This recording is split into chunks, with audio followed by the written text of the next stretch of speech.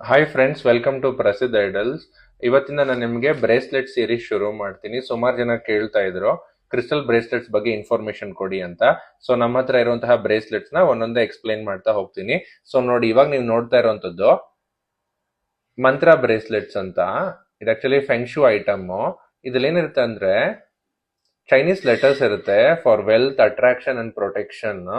ಇದನ್ನ golden foil ಅಥವಾ gold colour ಇಂದ ಎಚ್ ಮಾಡಿರ್ತಾರೆ. ಇದು ಬ್ಲಾಕ್ ಆನಿಕ್ಸ್ ಮೇಲೆ ಮಾಡಿರುತ್ತೆ. ಯಾಕೆ ಬ್ಲಾಕ್ ಆನಿಕ್ಸ್ ಅಂದ್ರೆ one of the strongest known stone for protection is black ಆನಿಕ್ಸ್.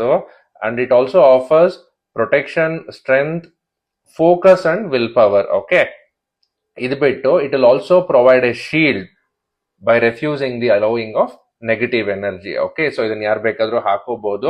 ಇದನ್ನ ಇನ್ನ ಪವರ್ಫುಲ್ ಆಗಿ ಮಾಡ್ಕೋಬೇಕು ಅಂದ್ರೆ ಇದ್ರ ಜೊತೆ ಒಂದು ಗೋಲ್ಡ್ ಬೀಡ್ಸ್ ನ ಸೇರಿ ಹಾಕೊಂಡ್ರೆ ತುಂಬಾ ಚೆನ್ನಾಗಿರುತ್ತೆ. ಅಂದ್ರೆ ತುಂಬಾ ಚೆನ್ನಾಗಿ ಪ್ರೊಟೆಕ್ಷನ್ ಕೊಡುತ್ತೆ ನಿಮ್ಗೆ.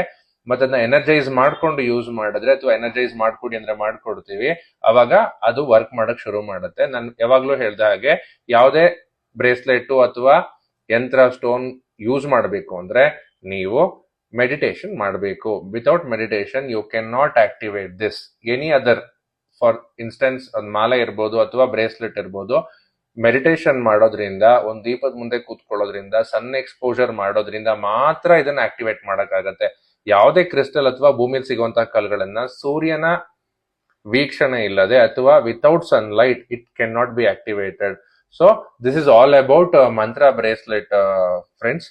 ಇದೊಂದು 2-3 ತೋರಿಸ್ತೀನಿ ನೋಡಿ ಯಾವ ತರ ಕಾಣುತ್ತೆ ಅಂತ, ಫಾರ್ ಯರ್ ನಾಲೆಜ್. ನೋಡಿ, ಈ ತರ ಬರುತ್ತೆ.